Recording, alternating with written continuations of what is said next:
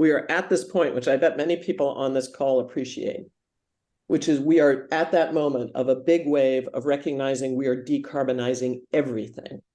So a lot depends if you're putting $1 million to work. Are you Breakthrough Energy Ventures, who's really deeply committed to some of the big deep tech challenges, which is how do we decarbonize cement and steel?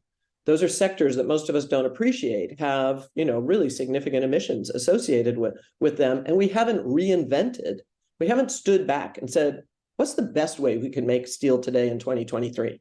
What's the best way we could make cement? And that is going on literally, Lori, across everything from agriculture to how do we manage wildfire response and prevention and recovery to, we have exposures, I think, to the water tech sector. And most of us don't, we're not wired to think about how the largest single use of electricity in California is moving water.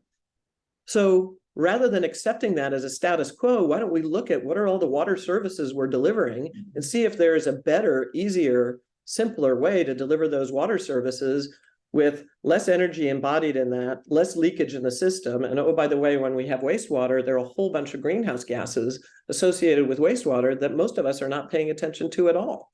And so I tend to, it is part of the reason we have a fund of funds structure and that we have managers with very different focus areas across their doing, is there are big opportunities in each of these sectors. One of the things that's emerged, I've had the privilege of delivering this class, is the idea of, nuclear is something that gets brought up a lot in a world where we need speed and scale because it is carbon free.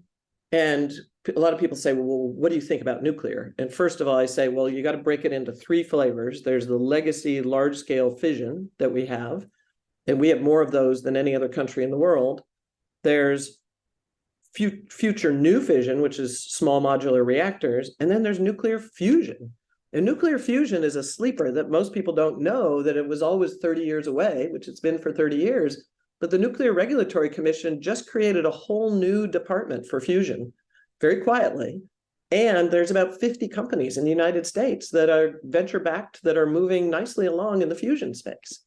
So you can go from decarbonizing water to fusion, and you can decarbonize cement. There's all these things, Lori. So that's part of the challenge, is picking one. Mm-hmm. It's what gives me hope is we are reinventing everything, and not just how we make and deliver things now. I think a theme we're seeing from some of our underlying fund managers is something that we're all facing a little bit, which is the investment in things that are on the topic of resilience and adaptation, but also on the theme of ecosystem services, which is we don't price the carbon capture capacity of land. And it even comes up, are we going to pave this land for solar? Or are we going to save this land so that it can deliver biodiversity and carbon capture services?